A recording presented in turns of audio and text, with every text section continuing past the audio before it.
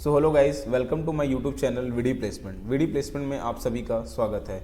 आज हम लोग बात करने वाले हैं कि प्रेशर गेज क्या होता है, प्रेशर गेज के कौन कौन से यूनिट्स होते हैं, कहाँ पे इसका यूज़ किया जाता है और इसमें कौन सी लिक्विड का यूज़ किया जाता है। प्रेशर गेज के अंदर एक लिक्विड यूज़ करते हैं, वो कौन सी लिक्विड होती है और उस लिक्विड को इसके अंदर डालने का क्या पर्पस होता है। तो चलिए स्टार्ट करते हैं प्रेशर गेज।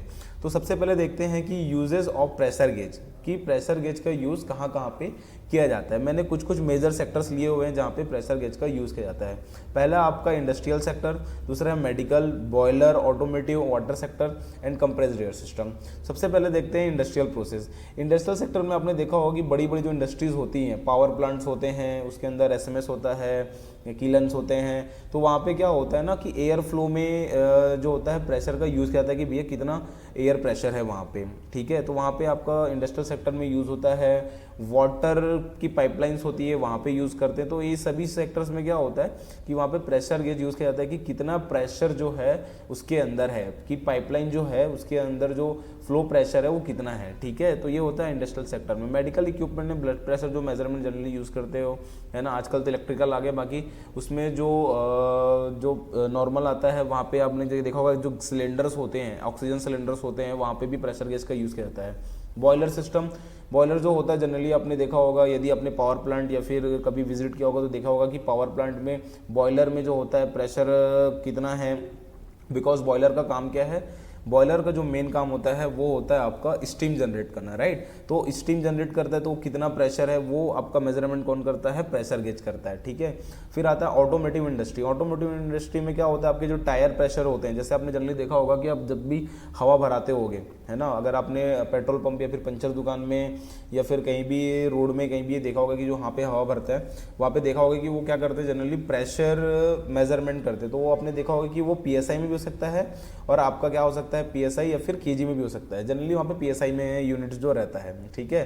तो ऑटोमोबाइल सेक्टर में सभी जगहों पे क्या होता है, यहाँ पे यूजेस किया जाता है प्रेशर गेज का। वाटर ट्रीटमेंट प्लांट में, और जैसे आपका एसटीपी होता है, सीवेज ट्रीटमेंट प्लांट होता है, वहाँ पे भी जो होता है प्रेशर गेज का यूज़ किया जाता है। जो बड़े बड़े टैंक्स होते हैं जहाँ पे पानी को स्टोर करके रखा जाता है, फिल्टर किया जाता है, वहाँ पे भी क्या करते हैं, प्रेशर गेज का यूज़ किया जाता है। फिर आता है लास्ट वन आपका कंप्रेस्ड एयर सिस्टम। जैसे मैंने आपको बताया कि एक कंप्रेसर मशीन है जो कि जिसका काम होता है जो कंप्रेसर होता है वो क्या करता है, एयर को हाई प्रेशर जनरेट करता है, राइट। सक करके हाई प्रेशर एयर में कन्वर्ट करता है।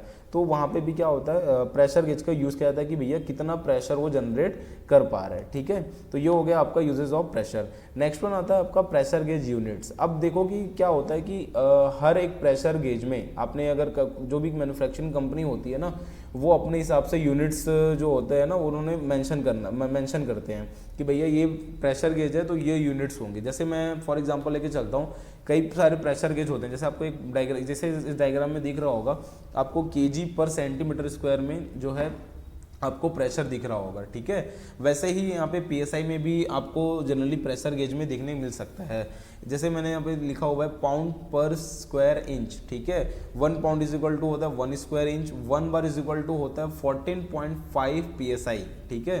1 bar is equal to 14.5 PSI. 1 bar is equal to 1.0197 KG per centimetre square, या फिर 1 बार को हम लोग 1 केजी पर सेंटीमीटर स्क्वायर ले सकते हैं। ये जो होता है आगे चल के थोड़ा सा डिफ्लेक्ट होता है। कैसे, मतलब अगर आप मान के चलो इसको 50 बार 60 बार में जब लेके चलोगे तो 1.0197 जो होता है उसकी यूनिट जो होती है बढ़ जाती है, ठीक है।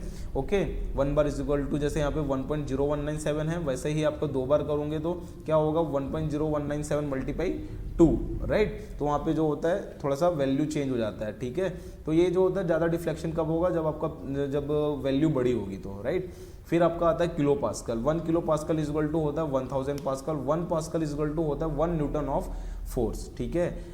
1 एटमॉस्फेरिक इज इक्वल टू होता है आपका 101.3 किलो पास्कल या फिर 14.7 पीएसआई। एटमॉस्फेरिक प्रेशर कितना होता है, 1 बार होता है, राइट, ठीक है। तो 1 ATM is equal to 14.7 PSI. ये हो गया आपका प्रेशर गेज यूनिट। तो आप कभी भी जब भी प्रेशर आप मेजरमेंट करते हो तो आपको ये ध्यान देना है कि उसमें यूनिट कौन सी है, ओके।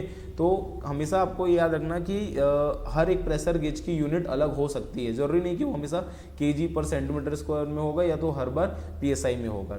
ये डिपेंड करता है कि आपके जो पाइपलाइन की साइज है उस पर भी डिपेंड करता है और जहाँ पे रिक्वायरमेंट के हिसाब से भी चीज़ें रहती हैं, ठीक है।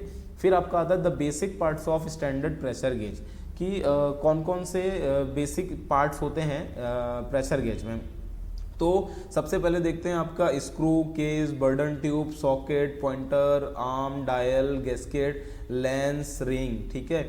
और इससे सबसे ज़्यादा इंपॉर्टेंट होता है आपका कि लिक्विड, इसमें कौन सा लिक्विड यूज़ किया जाता है। तो जनरली इसमें जो होता है ग्लिसरीन यूज़ किया जाता है। तो आपने कभी सोचा होगा कि यार इसमें लिक्विड ही क्यों यूज़ करते हैं, मतलब ग्लिसरीन क्यों यूज़ करते हैं। तो इसका मेन रीज़न जो होता है, अगर आप मान के चलो कि यदि मैं इसमें लिक्विड नहीं भरता हूँ, यदि आपको प्रेशर देखना होगा तो उसका जो डायल होगा ना वो क्या करेगा, आपका मूवमेंट करेगा। तो क्या होगा, आपका सही मेजरमेंट नहीं मिल पाएगा। तो इसलिए हम लोग क्या करते हैं, जनरली इसमें ग्लिसरीन लिक्विड डाल देते हैं, जिससे क्या होता है ना कि जो इसकी डायल की मूवमेंट होती है वो बहुत ही कम हो जाती है। तो हमको जो प्रेशर जो मिलता है वो एक्यूरेट मिलता है। तो ये हो गया आपका the basic parts of standard pressure gauge. I hope कि आपको सभी चीज़ें क्लियर हो गई होंगी, सारा चीज़ समझ में आ गया होगा। यदि फिर भी आपको कुछ डाउट है तो आप मुझे कमेंट सेक्शन में कमेंट कर सकते हैं, मैं उसको ज़रूर रिप्लाई करूँगा। इस वीडियो को देखने के लिए बहुत बहुत धन्यवाद। आपका दिन शुभ हो। Thank you.